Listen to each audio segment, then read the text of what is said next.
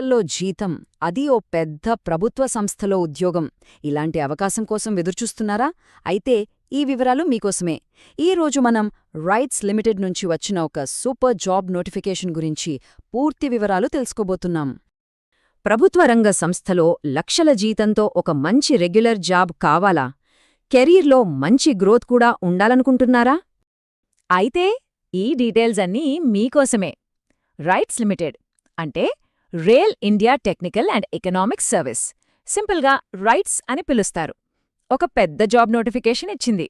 ఇంకా లేటెందుకు, అసలు మ్యాటర్లోకి వెళ్ళిపోదాం రండి. So first of all RITES అంటే ఏంటి? ఈ ఆపర్చునిటీ ఎందుకంత స్పెషలో చూద్దాం. ఇది నిజంగా ఒక గోల్డెన్ ఛాన్స్ అండి, అస్సలు మిస్ చేసుకోవద్దు.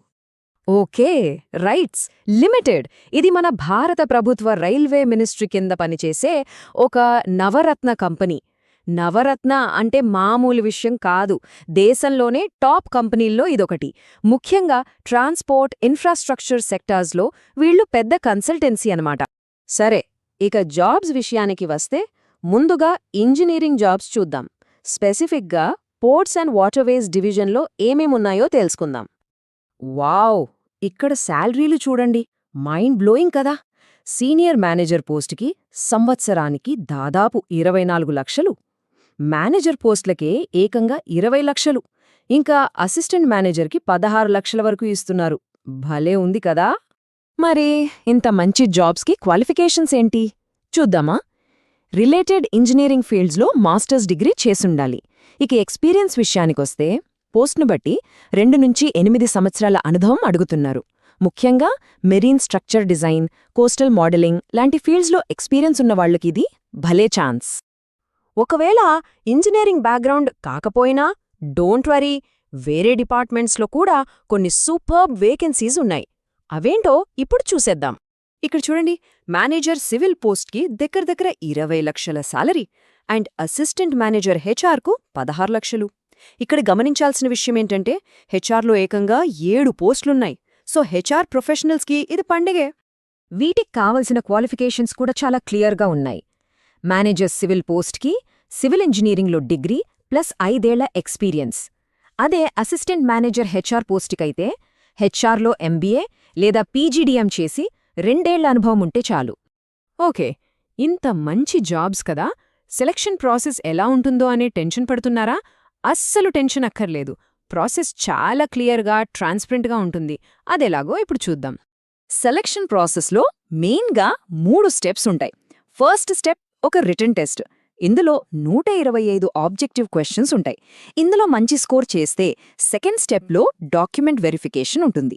ఇక ఫైనల్గా 3వ స్టెప్లో ఇంటర్వ్యూతో సెలక్షన్ పూర్తి చేస్తారు. ఇక్కడ ఒక ఇంట్రెస్టింగ్ పాయింట్ ఉంది, అదే వెయిటేజ్.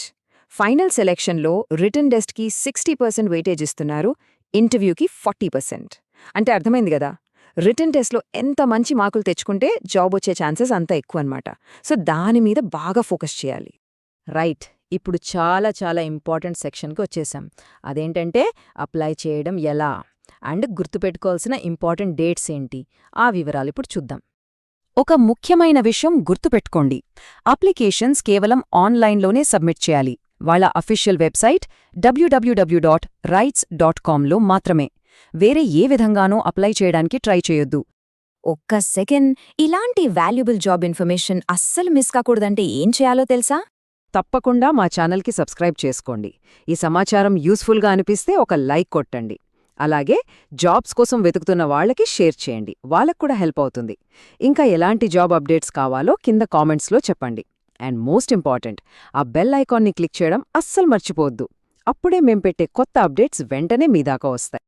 ఇక అప్లికేషన్ ఫీజు విషయానికొస్తే జనరల్, ఓబీసీ కేటగిరీ వాళ్లకి 600 రూపాయలు ప్లస్ టాక్సెస్. అదే ఈడబ్ల్యూఎస్, ఎస్సీ, ఎస్టీ ఇంకా పీడబ్ల్యూడీ కేటగిరీల వాళ్లకి 300 రూపాయలు ప్లస్ టాక్సెస్ కట్టాల్సుంటుంది. ఈ డేట్స్ చాలా ఇంపార్టెంట్, కావాలంటే ఒక చోట రాసుకోండి. ఆన్లైన్ అప్లికేషన్స్ డిసెంబర్ 23, 2025న స్టార్ట్ అవుతాయి. అప్లై చేయడానికి లాస్ట్ డేట్ January 27, 2026. ఇక రిటన్ టెస్ట్ ఎప్పుడంటే February 22, 2026. నాదొక చిన్న సలహా, లాస్ట్ డేట్ వరకు వెయిట్ చేయకుండా వీలైనంత తొందరగా అప్లై చేసేయండి.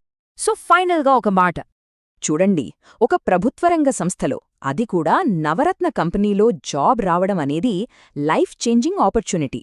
అర్హత ఉన్నవాళ్లు ఎవ్వరూ ఈ అవకాశాన్ని వదులుకోవద్దు. తప్పకుండా ట్రై చేయండి. మీ ప్రయత్నం సక్సెస్ అవ్వాలని మనస్ఫూర్తిగా కోరుకుంటూ అందరికీ ఆల్ ది బెస్ట్.